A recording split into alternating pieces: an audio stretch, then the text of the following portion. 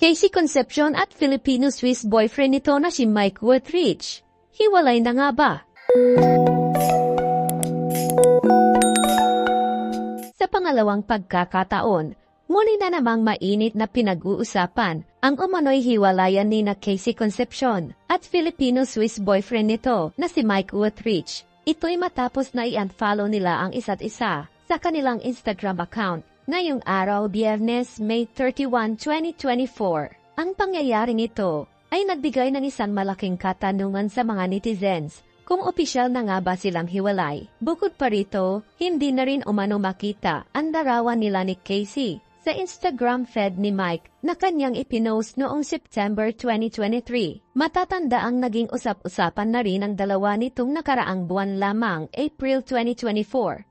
Nang mapansin ng mga mapanuring mata ng mga netizens, ang umano'y hindi madalas na pagkikita ni na Casey at Mike. Dagdag pa rito, ang hindi pagpunta ni Mike sa isa sa pinakamaligayang araw ng aktres na si Casey sa kanyang ika-39th birthday.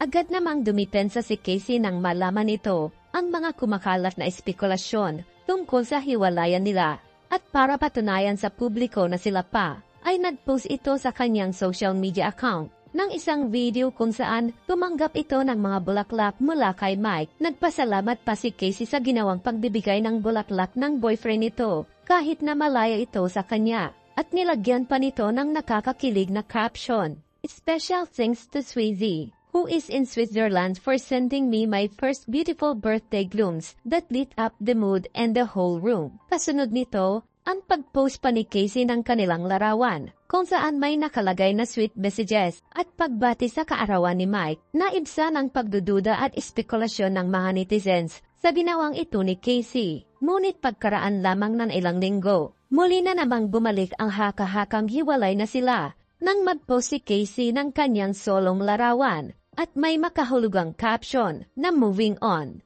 At nito ngang araw ng Biyernes, May 31, 2024, nadagdagan ang mga pagdududa ng mga netizens sa ginawang pag-unfollow nila sa isa't isa sa kanilang Instagram account. Naging matunog ang relasyon ng dalawa taong 2023. Ito'y base na rin sa pagbabahagi ni Casey ng kanilang mga sweet moments sa kanyang social media account at pag-amin ng aktres noong August 25, 2023 sa isang ginanap na press con. Saad nito na okay naman daw ang kanyang love life at nasa getting to know stage ang kanilang relasyon.